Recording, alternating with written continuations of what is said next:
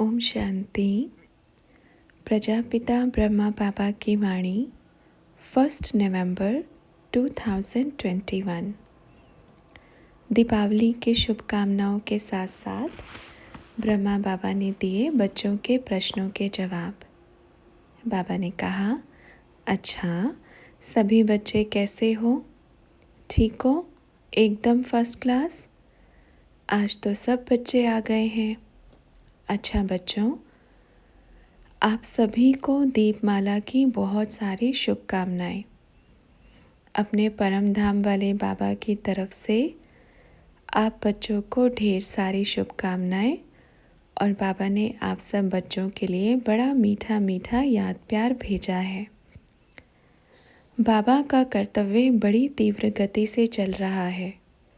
जैसे ही किसी की भी 1 सेकंड के लिए या 1 घंटे के लिए टेलीफोन से नज़र हटती है, चाहे वो ज्ञानी हो चाहे अज्ञानी हो, उसको 1 मिनट में ही बाबा अच्छा साक्षात्कार कराते हैं।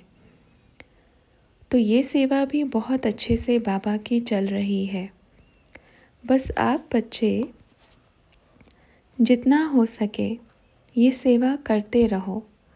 पूरे यज्ञ को अभी सार में समेटना है। बस ओम का उच्चारण करना है, खुद भी ध्यान से करना। जैसे जैसे आप बच्चे अच्छे से ओम ध्वनि करेंगे ना, ऐसे लगेगा कि आपके मस्तिष्क में तेज़ी से पूरी एक लाइट ही जल गई है। ये सोचो 1000 वोल्ट का बल्ब बुद्धि में जल गया। ऐसे बाबा से इतनी पावरफुल किरणें आकर के अपने मस्तिष्क में बड़ा सा बल्ब जल गया है। और ऐसी रोशनी में इस दीपमाला पर, दीपों की माला पर मुझे पूरे विश्व को लेकर आना है। दीप कौन है? मैं आत्मा। जिसकी ज्योति जगी वो कौन बन गया? दीप। और दीपमाला किसको बोलते हैं? बाबा के प्रेम का एक धागा लगाया तो माला बन गई और सभी बच्चे दीप मिलके बन गई दीपमाला। तो इस माला को हर दिन बड़ा बनाना है। ठीक है? कौन सी माला को? दीप माला को। दीप कौन है? मैं आत्मा। कौन सी आत्मा? जिसकी ज्योति जगी वो बन गया दीप। और दीप माला माना बाबा के प्रेम का धागा लगाया तो माला बन गई और सभी बच्चे दीप तो मिलके बन गई दीप माला। तो इस माला को हर दिन बड़ा बनाना है। आप बच्चे टेलीफोन पर ओम करना चालू कर देवें। इस टेलीफोन पर 10-12 बच्चे इकट्ठे हो सकते हैं, तो उनको भी ओम का उच्चारण चालू करावें। जो भी आना चाहते हैं, चलो मेडिटेशन करेंगे सभी बैठ के। सभी को मेडिटेशन कराओ। मेडिटेशन के नाम से जानते हैं ना सभी, योग योगा कहकर तो सबने अलग अलग दिशा दे दी है। देखो हर धर्म में आत्मा को क्या नाम दिया है। अपने बच्चे कहते हैं आत्मा अंडे के आकार में है। सन्यासियों में क्या कहते हैं? एक जलती हुई लौ के समान है। यही कहते हैं ना, आत्मा एक बिंदु के समान है। तो वही तो ना, एक घर में एक बच्चा, उसका नाम चिंटू पिंटू निक्की चिक्की सब डाल देते हैं। एक बच्चे के क्या पता कितने नाम कर देते हैं, लेकिन बच्चा तो एक ही होता है। इसलिए आत्मा को हर धर्म में मानते हैं, पर नाम अलग अलग दे दिया है। आत्मा को और परमात्मा को क्या नाम दे दिया है? हर किसी ने नूर के जैसे कहते हैं। आत्मा या फिर खुदा एक नूर जैसे है। नूरे इलाही बोलते हैं ना, नूर है, एक प्रकाश है, एक रोशनी है, कोई लो मिसल है, जलते हुए दीपक समान है। सबने अलग अलग नाम दिए हैं। आत्मा एक बिंदु जैसे है। तो हर धर्म में अपनी अपनी तैयारी अपने अपने अनुसार कर रहे हैं। लेकिन हमारी तैयारी कैसी है? सनातन धर्म स्थापन करना, एक सच्ची तैयारी। हम हैं सच्चे सच्चे योद्धा। कौन है? अगर हमने अभी अपने मन में युद्ध आरंभ कर दी और विकारों पर विजय प्राप्त कर ली, तो द्वापर युग में हम हर किसी पर विजय प्राप्त कर सकते हैं। इसलिए हारने वाले नहीं। ये संस्कार किस में होते हैं? आत्मा में ही होते हैं।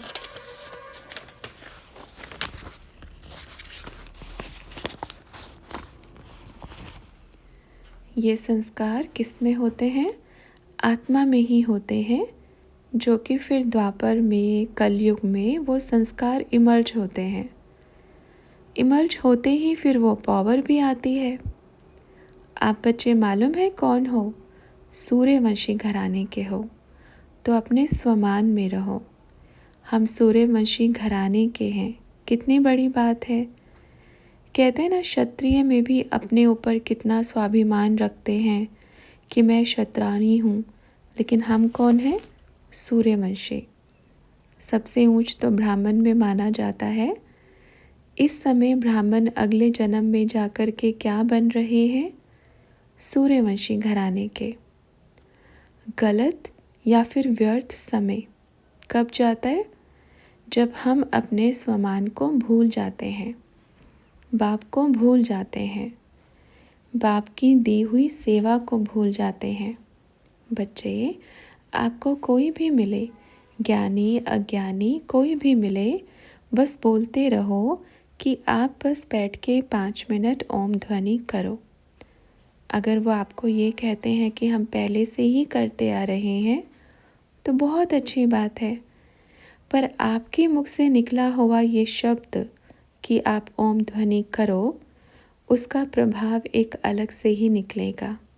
वो एक अलग चीज़ हो जाती है। देखो, भले कुछ भी चीज़ें अलग अलग हों, लेकिन जिस चीज़ में पावर दे करके हम देखें, उदाहरण के तौर पर ये बत्ती लगी है, बत्ती रहेगी, सबके घर में है, इसमें प्रकाश होता है, पर किसी में कम, किसी में ज़्यादा होता है। तो जो कहते हैं हम ओम करते हैं, उनकी बत्ती बड़ी धीमी है, क्योंकि उनको ये मालूम नहीं है कि इस तार को इधर लगाने से, अर्थात स्वमान में रह के ओम करने से उसकी वोल्टेज हाई पावर की हो जाएगी। आप मेहनत कर रहे हैं, लेकिन मेहनत ज़्यादा कर रहे हैं और सफलता कम मिल रही है। यदि हम स्वमान में बैठ करके ओम का उच्चारण करेंगे, तो बत्ती में कितनी पावर आएगी? मेहनत कम और प्राप्ति ज़्यादा। तो इसलिए स्वमान दो। वह मैं परमपिता परमात्मा की अति प्रिय संतान हूँ। परमात्मा मुझे आया है दिव्य गुणों से श्रृंगार करने, मुझे सजाने। मैं आत्मा एक एक गुणों से सज रही हूँ, और वो एक एक गुण जैसे ही मैं ओम करती हूँ, एक ओम करने से बाबा मेरे को एक कुंडल पहनाते हैं, दूसरा करने से दूसरा पहनाते हैं। गुण आ गए, फिर ओम करने से बाबा मेरे को इधर अच्छी सी बिंदी लगाते हैं, जो बिंदी अच्छे से चमक जाती है और मेरा चेहरा भी अच्छे से चमक जाता है। ऐसे ऐसे अनुभव करो, नई नई चीज़ें बुद्धि में लेकर आओ। फिर ओम कर रही हूँ, बाबा मुझे सारे गुणों से सजा रहे हैं। मेरे मुख में अच्छी अच्छी प्यारी सी वाणी का उच्चारण हो रहा है। मेरे को दिव्य गुणों की खुशबू आ रही है। फिर ओम करो, मेरी दृष्टि में एक अच्छा योग का चश्मा पहना रहे हैं बाबा।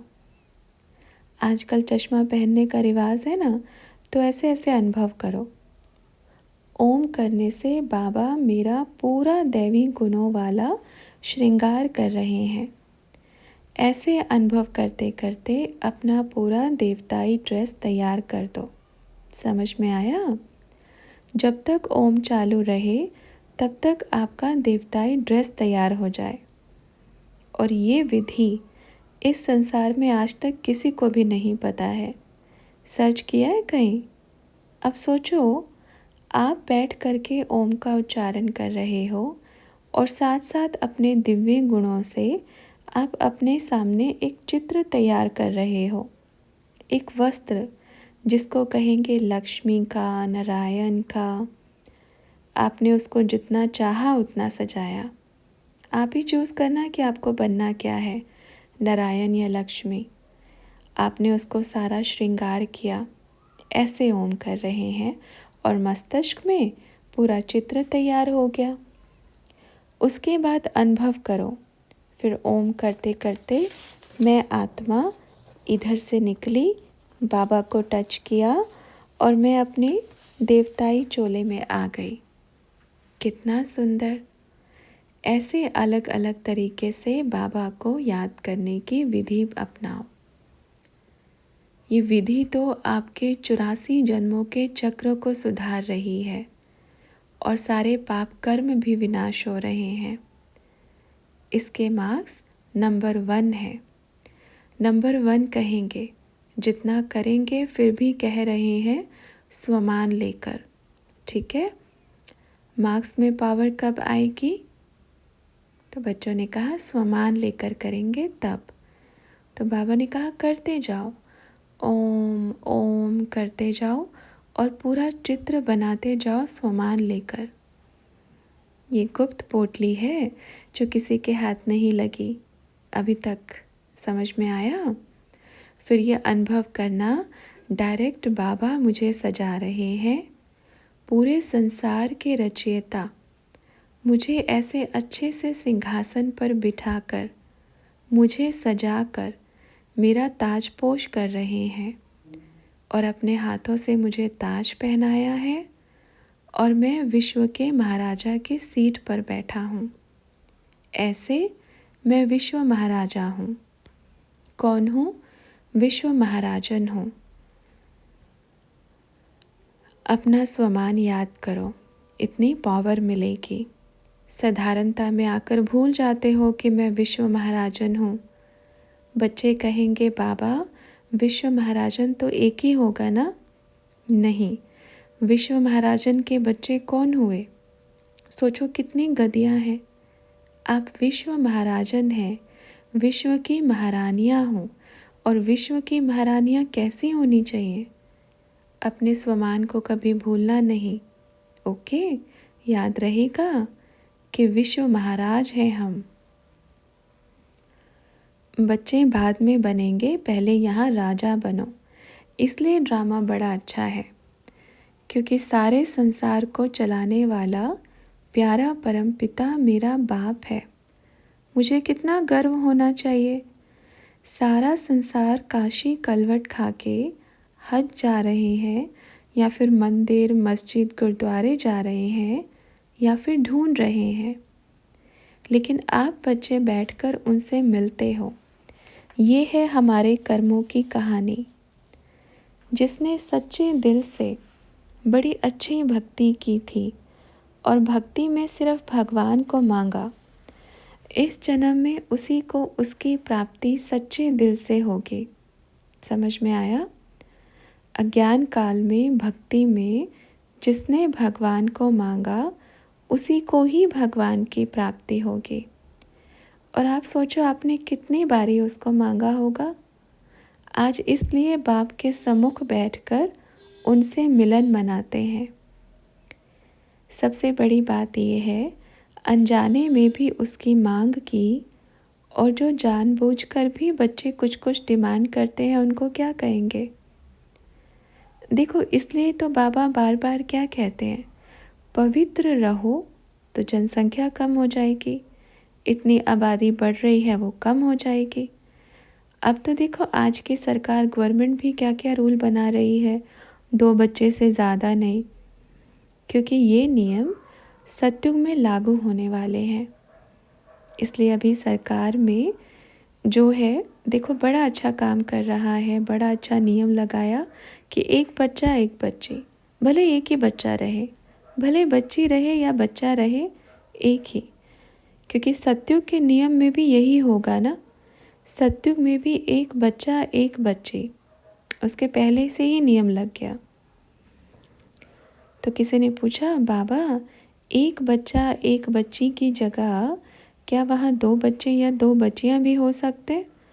तो बाबा ने कहा नहीं, बराबर संख्या होगी। सतयुग में कोई घोटाला नहीं होगा। ये सारे घोटाले यहीं पर कलयुग में होते हैं। अच्छा, यहाँ पर ज़्यादा बच्चे भी क्यों पैदा करते हैं? सोचते हैं आजकल छोटे छोटे बच्चे पैदा होते ही मर जाते हैं, बीमारी से मर जाते हैं, तो कुल नहीं चलता इसलिए। लेकिन सतयुग में तो मरने का डर ही नहीं है। सतयुग में ऐसा तो है ही नहीं कि शरीर छोड़ देंगे।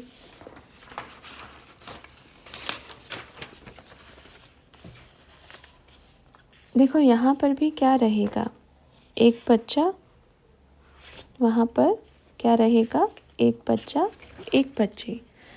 अगर बच्चा बच्चा रहेगा तो बच्चियों की कमी पड़ जाएगी, तो स्वयंवर कैसे होगा? एक भी कम ज़्यादा नहीं होना चाहिए, नहीं तो स्वयंवर कैसे होगा? राजा प्रजा सब बराबर, ना प्रजा में कोई एक्स्ट्रा होगा ना राजा में कोई एक्स्ट्रा होगा, बराबर होगा। तो किसी ने कहा, पर ऐसे आगे पीछे तो हो सकता है ना कि पहले बच्ची आ जाए फिर बच्चा। तो बाबा ने कहा आगे पीछे ही तो होगा। अच्छा, तो बाबा से पूछा, बाबा अपने सनातन धर्म में ही पवित्रता के बारे में बताया गया है, दूसरे धर्मों में पवित्रता पे इतना जोर नहीं है। बाबा ने कहा क्योंकि सनातन धर्म ही सबसे पुराने से पुराना धर्म है, और जो पवित्रता के बल से तैयार हुआ उसमें तो पवित्रता रहेगी ना। सनातन धर्म कोई पतित से तैयार नहीं हुआ, प्योरिटी के बल के आधार पे तैयार हुआ है। समझ में आया? सनातन धर्म की नींव ही है प्योरिटी, पवित्रता, और जो पवित्रता पूरा आधा कल्प तक चलती है। इसलिए कहते हैं पवित्र मन भी रखो, तन भी पवित्र रखो। ठीक है, और कुछ किसी के दिमाग में है तो पूछो। तो बाबा से अगला प्रश्न किया, द्वापर के जो मुस्लिम धर्म के राजाएं शादी करते हैं, उनकी बहुत सारी रानियां होती थी, उनके कितने सारे बच्चे होते होंगे? तो बाबा ने कहा तो सबसे ज़्यादा आबादी भी तो उसी धर्म में करते हैं ना, तो द्वापर से तो शुरू होती है आबादी बढ़ना। हाँ, लेकिन द्वापर में बाबा ने क्या कहा, फिर भी सुख होता है।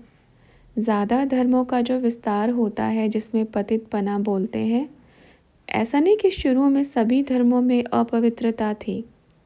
सभी धर्म पिताएं बहुत अच्छे, सबने सच्चा मार्ग दिखाया। धर्म पिता क्यों? जब परम पिता नहीं होता तब धर्म पिता कारोबार चलाते हैं। जैसे एक बड़ा घर है, जब इसको बनाया गया, इसमें मेन बनाने वाला वो ठेकेदार भी साथ में रहा जिसने इसको बनाने का ठेका लिया। उसने सारे डायरेक्शन से घर बनवाया, जब तक ये बना करके उसको चाबी नहीं दिया तब तक वो इधर ही रहा। जब बन गया तो अपने कार्य पे चला गया। अब इस घर में थोड़ी टूट फूट होगी तो वापस थोड़ी बनाने आएगा उसको। ये छोटे छोटे कारीगर आएंगे, उसको ठीक करेंगे, रिपेयर करेंगे। कुछ खराब हो जाएगा तो ही कारीगर आएंगे। अब बड़ा तो चला गया बना के, दूसरी जगह देखेगा। ऐसे ही बाबा इस सृष्टि को बनाता है।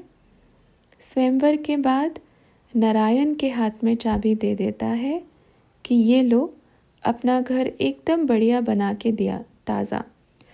आधा कल्प कितना बढ़िया अच्छे से चलता है। फिर जैसे ही द्वापर आता है, थोड़ी हलचल होती है तो थोड़ी टूट फूट हो जाती है। फिर मिस्त्री आते हैं, अर्थात धर्म पिताएं आते हैं, फिर थोड़ी मरम्मत करते हैं। मरम्मत करके जो भी उनको मुआवजा मिलता है, उनको भी तो मुआवजा मिलेगा।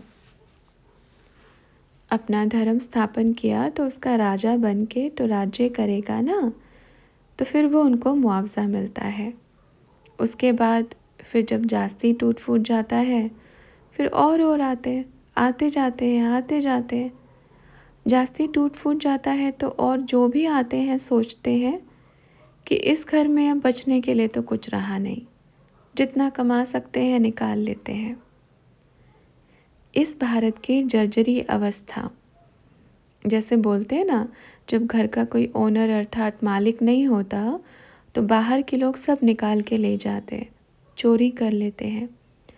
तो फिर बाहर से आए, सब सामान निकाल के लेके जा रहे हैं, सब लूट रहे हैं। लेकिन फिर भी आज भी अपना भारत भरपूर है। अच्छा, भरपूर क्यों है? क्योंकि बाप को मालूम है कहाँ क्या रखा है। और अभी बाबा इसलिए नहीं दिखाएंगे क्योंकि मालूम है भारतवासी भी नालायक बन गए, पतित बन गए। मिलेगा तो और ही बाहर लुटाएंगे, तो क्यों दे, जैसे हो ऐसे ही रहो। कहते ना, गिरती कला में सबसे पहले भारत आया। भारतवासियों की ये भी गलती कहेंगे, सबसे बड़ी गलती तो अपन की ही कहेंगे।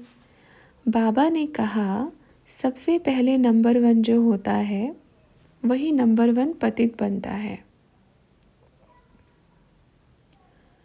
नंबर 1 पावन ही नंबर 1 पतित बनता है। शुरुआत तो हमसे ही हुई है, हम सभी बच्चों से शुरुआत हुई है, तो क्या कहेंगे। हाँ, लेकिन ये नहीं किया कि किसी को शरण दिया हो। अपने देश के साथ किसी ने भी गद्दारी नहीं की। ये सनातन धर्म के पक्के सनातनी जिसको कहेंगे, जो सत्यों के एकदम आदि में आने वाले हैं, जो कन्हैया के साथ रास लीला करने वाले हैं, उसके साथ रहने वाले हैं। वो ऐसे बच्चे हैं जिन्होंने अपने भारत के साथ गद्दारी नहीं की, कभी उनसे मिले नहीं। अपना स्वमान स्वाभिमान था, झुकेंगे नहीं और लुटने नहीं देंगे। भले कितनी बार जन्म लिया हो, कितनी बार शरीर छोड़ा हो, कितनी बार मरे हों, कितनी बार जिए हों, चलता रहा। द्वापर के इतिहास में यही तो रहा ना, लड़ते लड़ते मर गए, फिर जन्म लेकर के उठ गए, फिर लड़े, फिर मरे, फिर लड़े, ये लड़ाई चलती रही। अब जाकर के सांस आई है क्योंकि अपना बाबा आया है। और जब बाप आ जाता है तो बच्चा शांति की नींद सोता है, क्योंकि बच्चे को मालूम है मेरा बाप बैठा है। और बच्चे को बाप की ताकत का भी मालूम है कि मेरा बाप अब सब कुछ देख लेगा। थक गए हैं लड़ते लड़ते। द्वापर युग से त्याग बलिदान देते देते बड़ी थकान हो गई थी बाबा पैरों में। बाबा आए और सब कुछ अच्छा हो रहा है। ठीक है, अच्छा बच्चों, अच्छी कहानी सुनाई।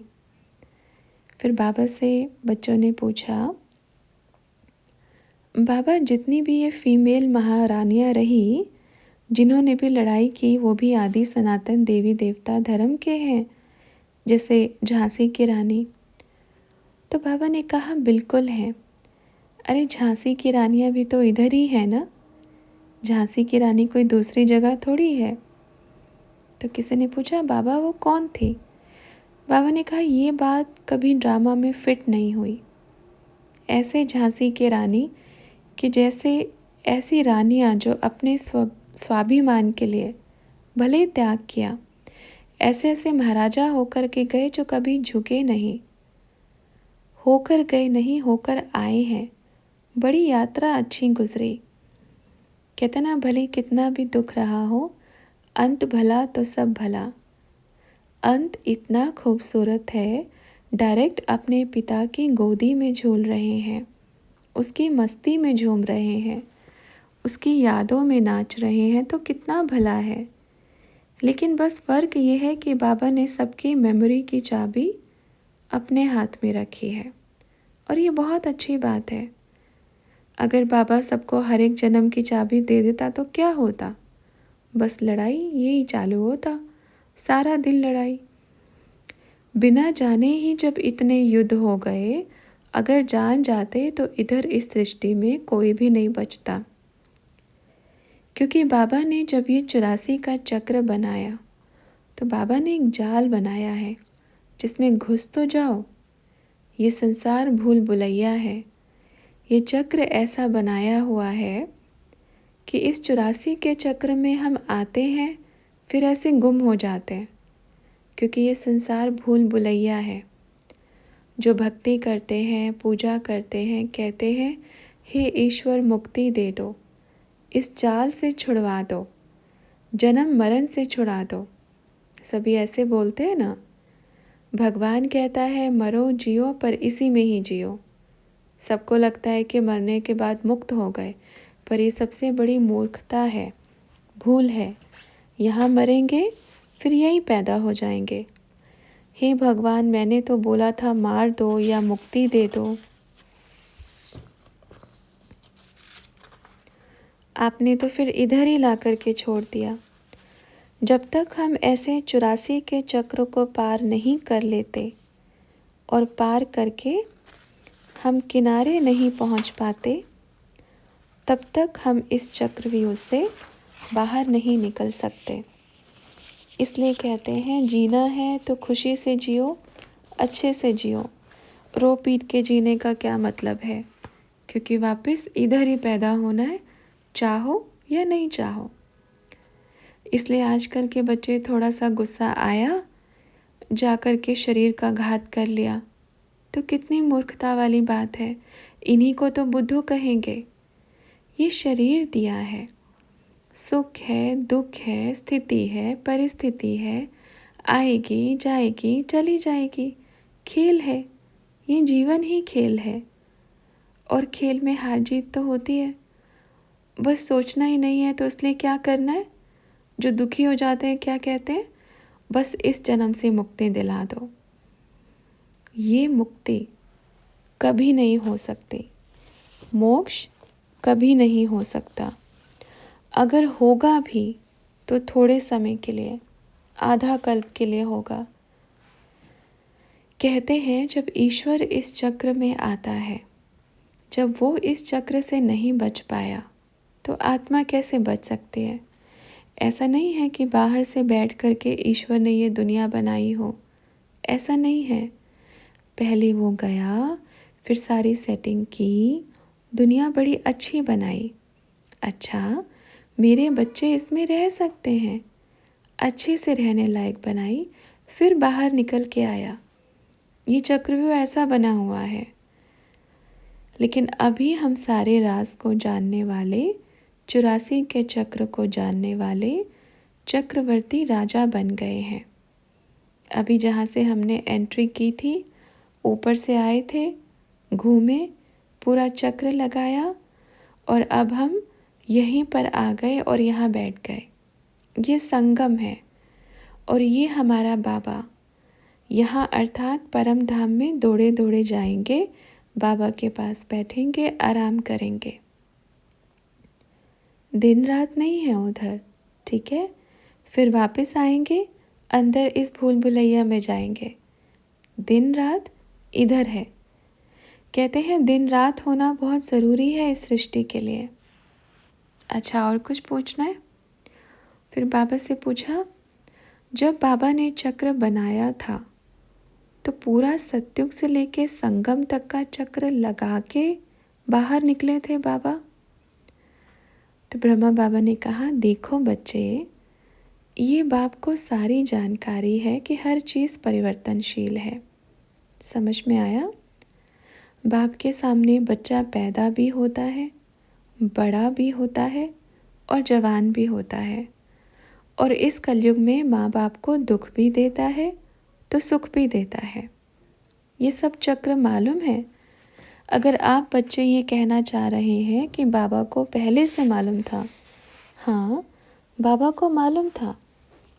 ये सृष्टि अगर पावन है तो पतित नेचुरल सी बात है। कभी बच्चा बच्चा रहा है, आज तक रहा है, कभी बूढ़ा तो हुआ होगा ना। या बाबा को तब मालूम नहीं होता जब वो एक चीज़ को फिक्स कर देता। बाबा को हमारे 84 जन्मों की कहानी का सब कुछ मालूम है। बाप को मालूम है कि सत्युग मैंने बनाया है और अच्छे से बना कर दिया है। जब अवस्था गिरती कला की तरफ आएगी तो बच्चे एक दूसरे को दुख भी देंगे, पतितपना भी आएगा, ये भी बाबा को मालूम है। ऐसा नहीं है कि बाबा अनजान है इन सब चीज़ों से। जिसने संसार को बनाया, क्या उसको मालूम नहीं है? हाँ, ये चीज़ है, अपनी तरफ से बाबा ने हमें बहुत साफ सुथरी सृष्टि बना कर के दी, अच्छे शरीर बना कर दिए, मन में प्योरिटी की पावर रख के दी। बाबा ने अपनी तरफ से 100% दिया। फिर आगे की यात्रा किसकी थी? जानकार तो बाबा रहेगा ना, देखा तो है ना उसने, मालूम तो है कि अभी इधर से घूम करके इधर आएंगे, उस चक्र में कौन कौन फंसेंगे और कौन कौन निकल कर आएंगे, कौन कौन अपना ईमान बेचेंगे और कौन कौन वफादारी से आएंगे, ये सब जानते हैं। तो बच्चों ने कहा, बाबा क्या इसी को कहते हैं बनी बनाई बन रही? तो बाबा ने कहा हाँ, लेकिन इस समय आकर के बाबा हमें ये पूरा चक्र दिखाते हैं और यहाँ आकर के हम अपने आप को परिवर्तन करते हैं। बाबा इस संगम पर हमारे लिए परिवर्तन का गेट खोलता है और दिखाता है, बच्चे आपने यहाँ यहाँ गलती की थी, अब जो की थी उसको सुधारो। उसको कैसे करना है वो बाबा फिर आत्मा के संस्कार में टेप रिकॉर्ड में फिट कर देता है। इसलिए बाबा क्या बोलते हैं, ऐसा नहीं है कि परिवर्तन की चाबी बाप के पास नहीं है। बाबा संगम युग पे एक बार परिवर्तन का जो ताला होता है वो खोलता है। अभी सबका खुला है ना, ठीक है। अब मानो अभी के लिए ही बताएंगे, अगर अपन कहेंगे बच्चे बाहर जाना नहीं, तो बच्चे क्या कहेंगे? नहीं जाएंगे बाबा। देखो कई बार बच्चे क्या कहते हैं, झूठ बोलना बड़ा पाप है। पर कौन सा झूठ बोलना पाप है? एक धर्म होता है, सत्य बोलना हमारा धर्म है। पर वो सत्य जो किसी की जान पे बन आए, जो युद्ध खड़ा कर दे, वो सत्य बोलना हमारा धर्म नहीं होता। वहाँ हमें युक्ति रचनी चाहिए। उसको बाबा भी क्या बोलता है, युक्ति युक्त अगर सब चलेंगे। हाँ, बात बात पर झूठ बोलना ये पाप कर्म है। अपनी भूल दूसरों के ऊपर डालना ये पाप कर्म है। अपने आप को बचाने के लिए दूसरों को बलि का बकरा बनाना ये पाप कर्म है। गलती आपने की, नाम दूसरों का आया, ये पाप कर्म है, ये झूठ है, इसको पाप कर्म कहते हैं। इसलिए सत्य और असत्य का भी धर्म होता है। जैसे कि अगर एक दोस्त है तो दोस्ती का धर्म निभा रहे हैं। एक जब बेटी और पिता होता है तो पिता और पुत्री का धर्म निभाया जाता है, पति और पत्नी का धर्म निभाया जाता है। ये एक धर्म अलग है, लेकिन सत्य बोलने के भी कई धर्म होते हैं।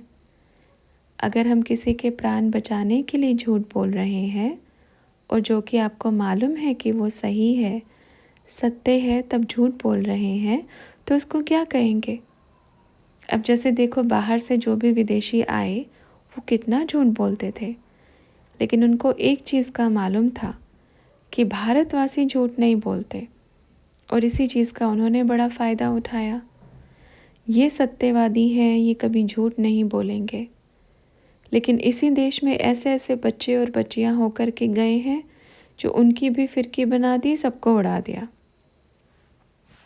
अच्छा, फिर बाबा से अगला प्रश्न किया, बाबा ने जब विश्व बनाया ऊपर से, तो ये ओम की ध्वनि ऑटोमेटिकली उनकी खुद ही आ गई या कैसे?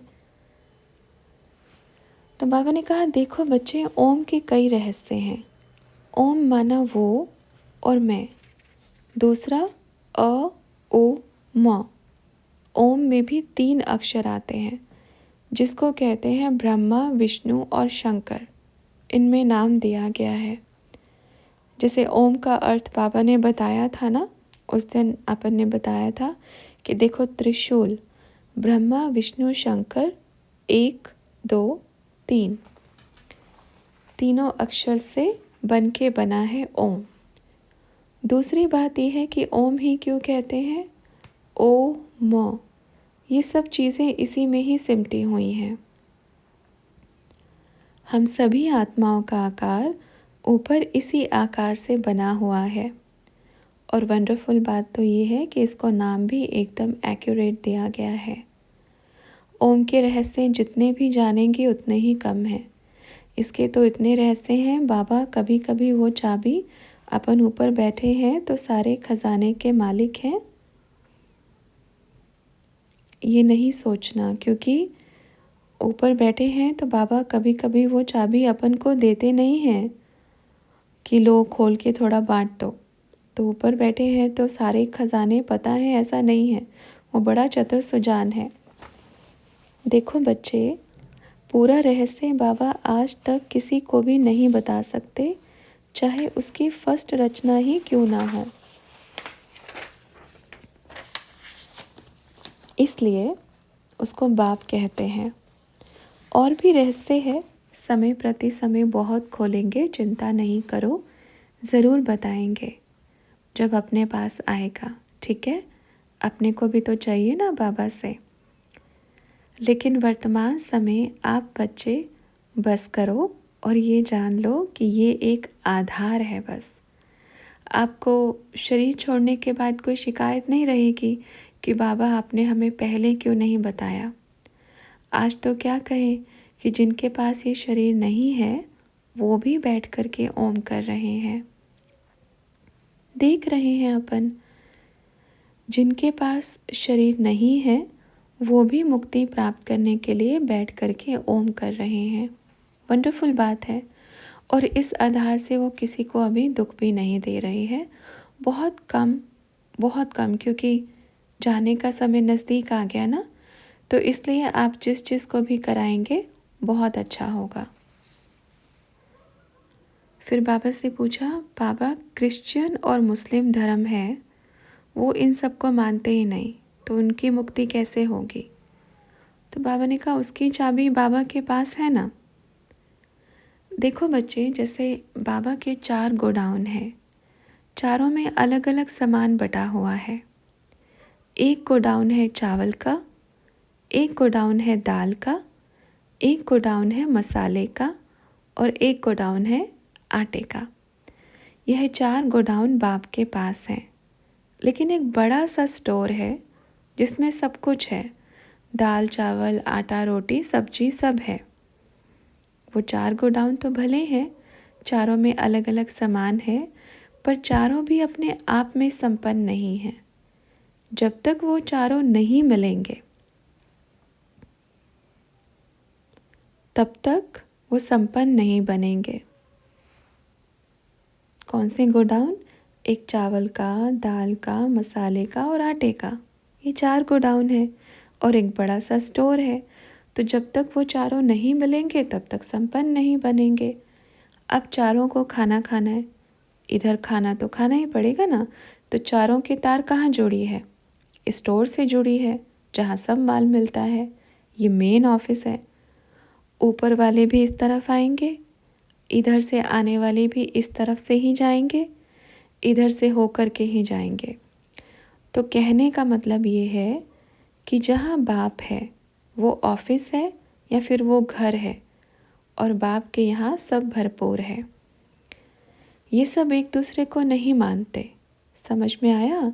दाल वाले चावल वाले को नहीं मानते, चावल वाले आटे वाले को नहीं मानते, आटे वाले मसाले वाले को नहीं मानते।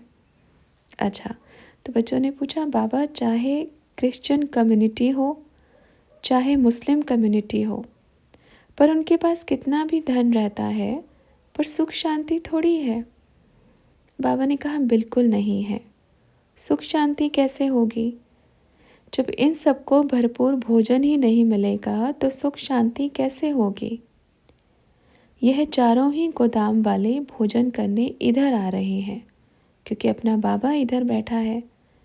अपना बाबा इधर बैठ करके चारों तरफ सारे गोडाउन संभाल रहे हैं।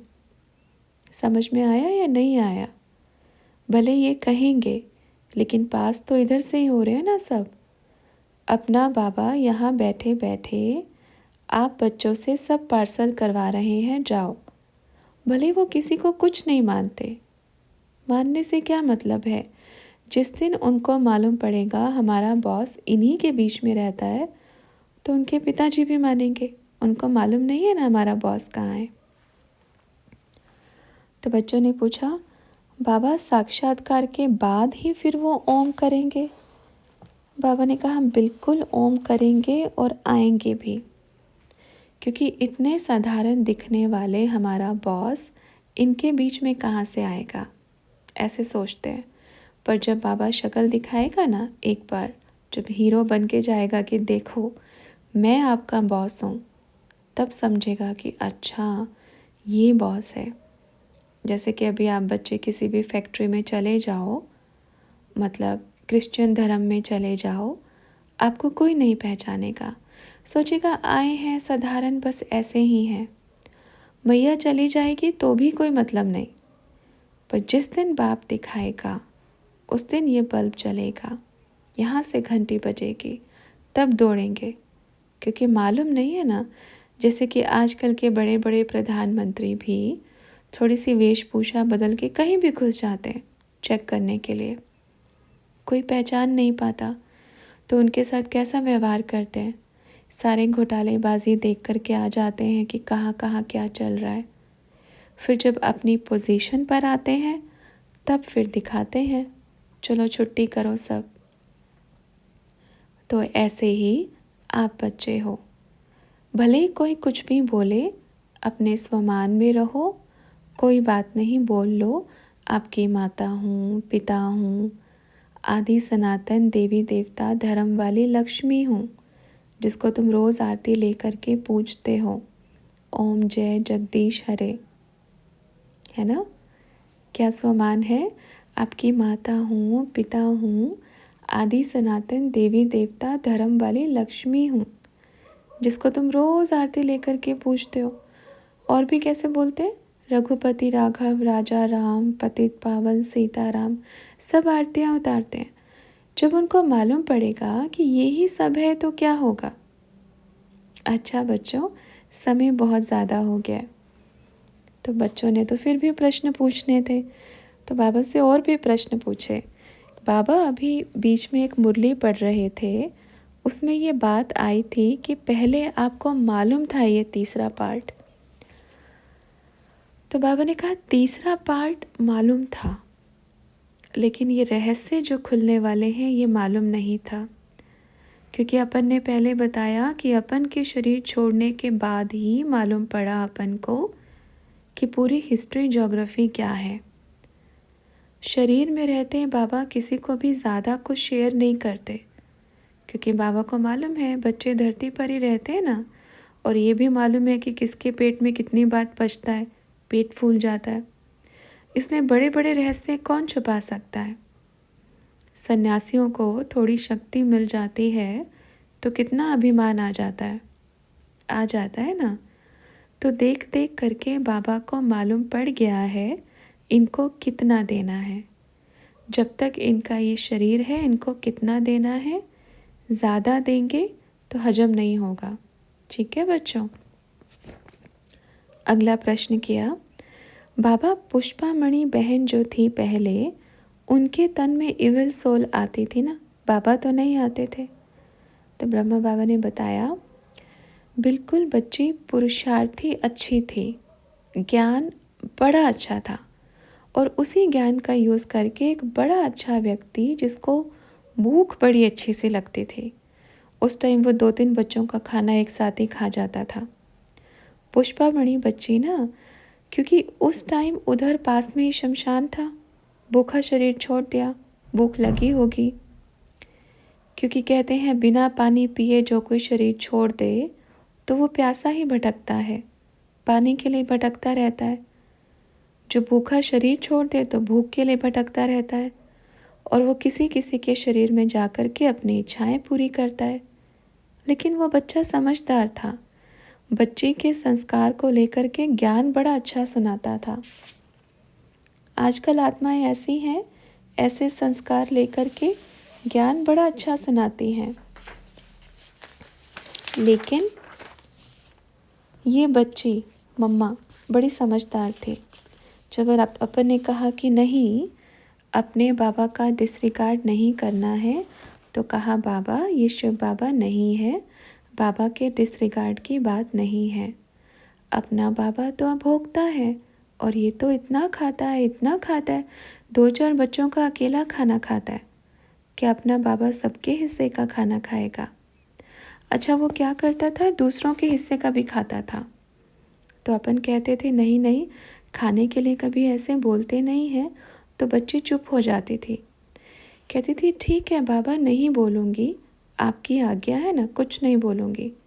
बाबा बिठाता था, सुनो तो ठीक है सुनो। तो बच्चों ने कहा मतलब पल भर के लिए भी उसमें शिव बाबा नहीं आए? तो बाबा ने कहा नहीं बच्चे, बस वो स्टोरी बन गई कि बाबा आते थे, और ये रहस्य आज तक किसी को मालूम नहीं है। लेकिन बाद में 17 रोज़ के बाद वो कहता है अभी मैं संतुष्ट हो गया हूँ, अभी मैंने बड़ा भरपूर अच्छे से खाया, मैं बाबा तो नहीं हूँ, पर मेरे को बहुत भूख लगी थी तो इनका आधार लिया, अभी मैं जा रहा हूँ। अच्छा था, पूरा खाना पीना खा कर के पेट भर के बाद में बताया। बता के क्या, खुद ही बता के गया कि अभी मैं संतुष्ट हूँ। तो ये साकार की बात है। तो बच्चों ने कहा बाबा शिव बाबा फिर वो 15 साल की बच्ची में भी नहीं आए? तो ब्रह्मा बाबा ने कहा 15 साल की बच्ची में ये नहीं है, आप बच्चों को ये चीज़ें दिमाग में बैठ गई हैं कि बाबा उसके तन में आए, कभी उसके तन में, कभी उसके तन में। फिर बच्चों ने पूछा तो संतरी दादी के तन में? बाबा ने कहा उस बच्ची में अपन कहेगा, क्योंकि उस टाइम ऐसे जंगल में हम गए थे, राजस्थान जैसे जंगल में जहाँ कितनी हत्याएं हुई हैं, कितने अकाले मृत्यु मारे गए हैं, तो उनका प्रभाव तो पड़ता ही है ना। भले ही बाप हमारे साथ है, पर बाप है ना, और जो मरे वो भी तो बच्चे ही थे ना, तो वो भी आ गए घुलने मिलने के लिए। कई कई बच्चियों का ऐसा हो गया, समझ में ही नहीं आ रहा था क्या करें, चीज़ें संभालना बड़ा मुश्किल हो गया था। पर ये बच्ची मम्मा बड़े अच्छे से संभालती थी, पहले भी पावर थी, आज भी है। ये वंडरफुल बात है, कितनी अच्छी अनुभवी, किसी चीज़ का बाबा से कितनी पावर लेती है, और 1 सेकंड में जान जाती है कि कौन नाटक कर रहा है, किसको सच में दिक्कत है। बस एक संतरी बच्ची में आई, उस टाइम शरीर छोड़ा तो बाबा थोड़ा चेकिंग कर रहे थे, क्योंकि शरीर में आने के बाद बाबा को मालूम पड़ता है, चेकिंग करते हैं किसका शरीर ज़्यादा लंबा टाइम खींच सकता है, तो ये चेकिंग करना ज़रूरी होता है। तो उस टाइम तो पार्ट ऐसा ही था, सब बच्चे बिखर भी गए थे। ओके, वो टाइम भी बड़ा अच्छा था। तो बच्चों ने कहा अच्छा बाबा, जब अभी आना शुरू किया तब बाबा ने कोई शरीर चेक किया? तो बाबा ने कहा फिक्स था ना, तो चेक क्यों करेंगे, वो शरीर शिव बाबा ने सेट किया, और यहाँ तो अपन दोनों को आना था, तो जब 2 आएंगे तो फिक्स तो रहेगा ना। अपना बाबा जैसे आते थे ऐसे थोड़ा ट्राई करते हैं, क्योंकि कई कई बार मालूम है क्या होता है, ऐसा भी हुआ है, बच्ची में जैसे बाबा आ गए तो धीरे धीरे देह अभिमान का बीज भी अंकुरित होता है, ये भी बहुत ज़रूरी बात है। पर शोभा बच्ची, गुलजार दादी बड़ी अच्छी पुरुषार्थी थी। अपन ये नहीं कह रहे कि संतरी बच्ची अच्छी पुरुषार्थी नहीं थी, क्योंकि उसके शरीर का जो समय था वो कम था, वो अभी तक नहीं खींच पाती।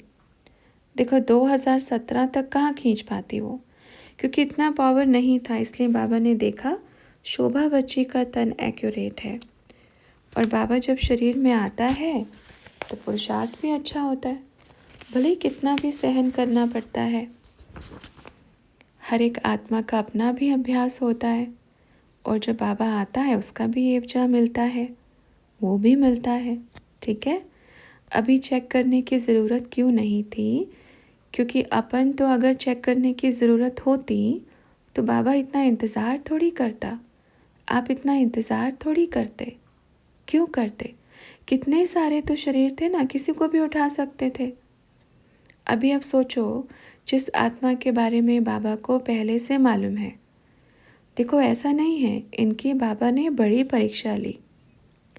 अच्छा कहो, चेक करने की बात तो चेक तो बहुत किया, बिना चेक किए तो बाबा आया ही नहीं। सबसे पहली बात, लौकिक परिवार में कैसे, पैदा होते ही परीक्षा। इनको भले ही अपनी जन्म कहानी बाद में मालूम पड़ी हो, कितनी परीक्षा, शरीर से भी मन से भी। हाँ, बाबा ने देखा कहीं हार तो नहीं जाएगी, टूटना है तो अभी टूटे, ठीक है। अंतिम जन्म में भी इतनी परीक्षाएं लिया, टूटना है तो अभी टूटे, और बड़ा अच्छे से। जैसे बोलते हैं ना, डंडे बड़े अच्छे से पड़े हैं, बड़े अच्छे से पेपर लिया है। मन के संकल्पों से लेकर तन की कठिनाइयों से लेकर के हर तरह से, आर्थिक रूप से लेकर के मानसिक रूप से, शारीरिक रूप से, हर तरह से। तो क्या चेक नहीं किया, कितनी चेकिंग की है, सोच कर देखो। आप सोचो, ऐसे ऐसे पेपर आए कि अपन को भी लगा कि अब ये बच्ची नहीं बचेगी, अब तो शरीर छोड़ देगी, क्योंकि अब अपने आप को बहुत अकेला और दुखी अनुभव कर रही है। ऐसा भी बाप ने पेपर लिया, हर तरह का पेपर लिया। लेकिन बाबा कहेगा आना तो इसी में ही है, कार्य तो इसी से ही कराना है, देखते हैं। ऐसी जीवन कहानी है इनकी, जो आज तक आप बच्चों को अगर मालूम पड़े तो किसी भी जन्म में आप बच्चे उस चीज़ को सहन नहीं कर पाएंगे। समझ में आया? ज़्यादा नहीं बताएंगे विस्तार में, वंडरफुल पार्ट है ना। फिर बाबा से पूछा, बाबा जब दादी गुलजार जी के तन में आए तो फिर उनकी तो ऐसी कोई परीक्षा ही नहीं हुई।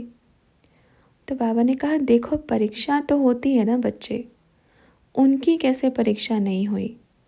अंतिम समय में वो एक नाम मात्र सबके सामने कि बाबा आते हैं, लेकिन पीछे से उनके साथ में क्या बिहेवियर हो रहा है, कैसे उनको रख रहे हैं, कैसी स्थिति में उनको, वो किसको मालूम है। बहुत पेपर दिए हैं, कितने दिए होंगे सोचो। आप बच्चे क्या कहेंगे? जब बाबा मिलन कराने के लिए आती थी तो पीछे से क्या समझाते थे मालूम है? ये छोटी छोटी बच्चियां जो अभी अभी पैदा होने वाली, कि आपको ऐसे बोलना है, ऐसे नहीं बोलना है। अरे बाबा बोलेगा ना, आप उनको क्यों समझा रही हो शोभा बच्ची को, बताओ। तो इसका मतलब क्या था कि बाबा पर कोई निश्चय नहीं है। स्टेज पर जाने से पहले, अच्छा आपको ये बोलना है, आपको ये नहीं बोलना है, ऐसे लेटर बना कर देते हैं। किसको बता रही हो? अब बोलना बाबा को, इतना बोले, इतना ही बोले। अब बाबा को बोल के बताओ कि इससे ज़्यादा नहीं बोलना, तो क्या परीक्षा नहीं दी? हाँ, लेकिन इतनी कठिन नहीं दी, उनकी सिर्फ यज्ञ से ही आई, इनकी हर तरफ से आई। तो ये भी वंडरफुल बात है। अच्छा बच्चों, आज तो बड़ा मज़ा आया है ना, अच्छा लगा। ओके बच्चों, फिर मिलेंगे।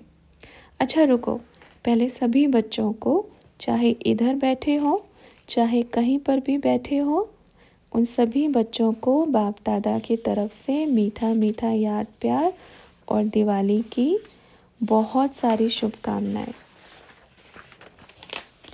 और दूसरी बात, अभी अगले वर्ष तक, अगली दीपावली तक संकल्प करना है कि मुझे कितनों को जागरूक करना है ओम के उच्चारण के लिए। आप बच्चों का कर्तव्य बाप यहाँ बैठ कर के तीव्र गति से कर रहा है।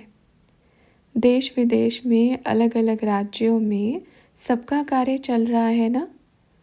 बाप अपनी तरफ से वो चीज़ पूरा कर रहा है। आप बच्चे भी अच्छी मेहनत करके करो, लेकिन सेवा करें पर अभिमान नहीं आए, वो है सच्चा सूर्यवंशी। अभिमान के चक्कर में आकर के अपना समय भी बर्बाद नहीं करें, अपने संकल्प, विचार, मनसा भी बर्बाद नहीं करें, बस सेवा करते जाएं। कहावत है ना, नेकी कर दरिया में डाल, यही है सच्चे सूर्यवंशी की निशानी। मैंने क्या किया वो नहीं गिनती करो। कहते ना, बड़ी अच्छी बात, बाबा मैंने ये किया ये किया। बाबा कहते हैं, बच्चे आपने ये किया पर क्या नहीं किया ये भी चेक करना है। हमें हर किसी को सुख देना है और सच्ची शांति की अनुभूति करानी है। ओके, और कार्य बाप कर रहे हैं। अच्छा बच्चों, ओम शांति। सभी बच्चों को बड़ा याद करा देना। देखो बच्चे कहते हैं भले झोपड़ी ही क्यों ना हो पर सुख होना चाहिए, शांति होनी चाहिए, प्रेम होना चाहिए और प्रेम भी निस्वार्थ सच्चा। आपकी मैया का हर एक बच्चे के प्रति निस्वार्थ प्रेम है। पता है कौन सा प्रेम? निस्वार्थ। यहाँ बैठने वाले किसी भी बच्चे से 1% मात्र भी, यहाँ तो छोड़ बाहर में जो रहते हैं ना, किसी से भी कोई ऐसा स्वार्थ नहीं है। एक जिसको बोलते हैं ना, एक अंश मात्र भी स्वार्थ नहीं है। आप सोचो, मैया को तो बिल्कुल नहीं है। और वैसे भी एक सच्ची माता को कभी अपने बच्चों से स्वार्थ वाला प्रेम नहीं हो सकता। आजकल की लौकिक माताएं तो फिर भी स्वार्थ में है।